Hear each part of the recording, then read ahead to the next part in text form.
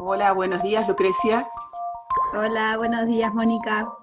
Bueno, nos da mucha alegría desde la unidad de publicaciones de compartir este espacio para presentar el libro que fue editado desde el Departamento de Ciencias Sociales, del que sos autora, cuyo título es Festejos Bicentenarios 2010 y 2016, cobertura mediática y producción de sentido. Bueno, nos interesa charlar un poco con vos acerca de por qué estos dos acontecimientos, como son los festejos bicentenarios, dos acontecimientos políticos, sociales, se volvieron para vos un objeto de estudio, un objeto de interés para tu investigación. Bueno, creo que todo acto público, y especialmente cuando se celebra una fecha de la historia que consolida la identidad nacional, construye nuevos sentidos, ¿no? Entonces la vuelta, cómo se trae el pasado a un presente y cómo se van dibujando o cómo se va narrando la historia a partir de las escenas que se elige contar, de los héroes a los que se decide exaltar, o lo que no se dice sobre la historia, creo que va construyendo sentidos, que construye identidad, y que sobre todo va construyendo hegemonía y un posicionamiento político en el presente. En ese sentido me parecía interesante estudiar cómo a partir de dos celebraciones, de dos hechos culturales, se construyen dos líneas políticas diferentes, en el 2010 con un proyecto kirchnerista y en el 2016 con un proyecto macrista, con dos líneas políticas completamente opuestas. Uh-huh. Bien, ¿hay algo que vos tomaste, digamos, para el análisis, para el trabajo que fuiste desarrollando, que tiene que ver con el concepto de performance cultural? Y decís en algún momento en tu introducción que es entender la acción cultural como un proceso social en el que se exhibe para otros el significado social de dicha acción.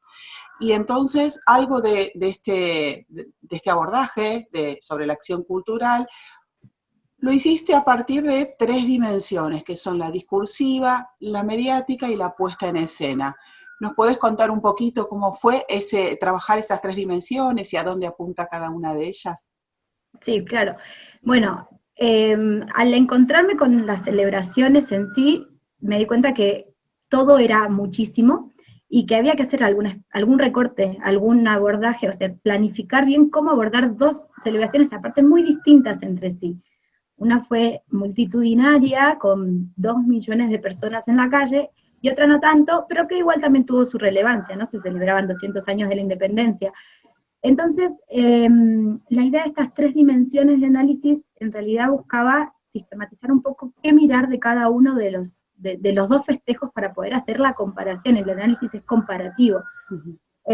La primera dimensión, que es, como vos decías, la performativa, la puesta en escena, analiza la celebración en sí misma, ¿no? Como quiénes participan, cómo se celebra, qué formas se eligen para celebrar. No es lo mismo hacer un desfile de carrozas que hacer un desfile militar. No es lo mismo hacer una celebración en un lugar accesible que en un lugar inaccesible. Bueno, hay muchas cosas que van cambiando, entonces por eso elegí la teoría de la performatividad para desarrollar el análisis de la puesta en escena, porque creo que entre actores, escenarios, medios de producción, eh, espectadores, entre quienes participan como invitados, creo que se construye ahí como una buena parte del significado social que está en juego.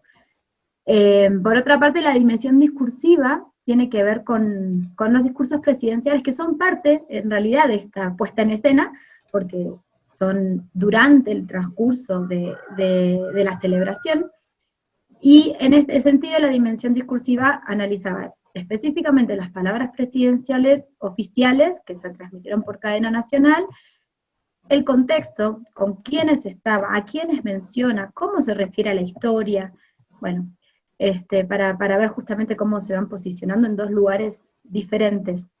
Y por último, la cobertura mediática, que, bueno, la cobertura mediática fue, por supuesto, amplísima, también hubo que hacer un recorte, pero que no es lo mismo decir las cosas que pasaron que analizar cómo se cuenta lo que pasó.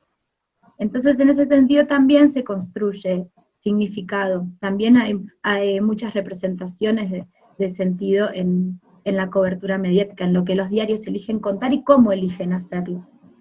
Bien, me parece muy interesante realmente el análisis, me pareció de entrada sobre este trabajo, una mirada muy interesante, aplicable además como conceptos a otros objetos sociales, ese mismo análisis, y entonces la selección en este caso, por su particularidad de estos dos eventos masivos, sin duda, con diferentes masividades, decías vos, me parece, digo, aporta al análisis desde las ciencias sociales y desde la comunicación, porque ese es tu enfoque además, ¿no? Esa es tu formación. Decía, un aporte a entender esos procesos sociales que nos constituyen, que nos construyen, que nos identifican. Me parece que ese es el gran valor, no sé cómo lo ves vos. Bueno, sí, gracias, qué lindo lo que decís. Para mí fue, al principio, cuando lo terminé de hacer, que quedó medio desfasado en el tiempo, me resultaba como, bueno, qué pena que se me desfasó en el tiempo. Pero después me empecé a dar cuenta de la importancia que es esta construcción simbólica de significados, ¿no?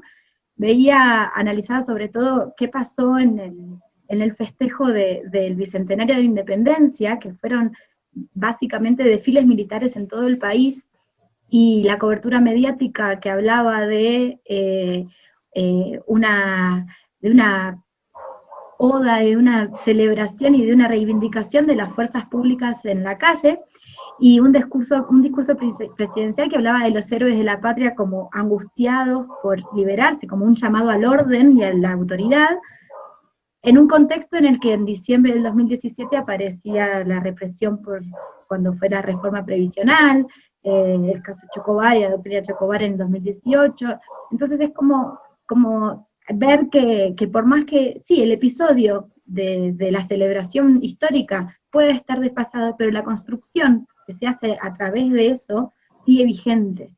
Entonces, en ese sentido me parece que siempre es útil análisis, siempre es útil y potente analizar las construcciones simbólicas en cualquier ámbito. Tal cual. Bueno, Lucrecia, te damos las gracias desde la unidad de publicaciones por permitirnos abordar este texto tuyo, y desde el Departamento de Ciencias Sociales invitamos a todos a que se acerquen a leerlo, lo descarguen y lo multipliquen. Muchas gracias, Mónica. Chao, hasta luego, gracias. Saludos.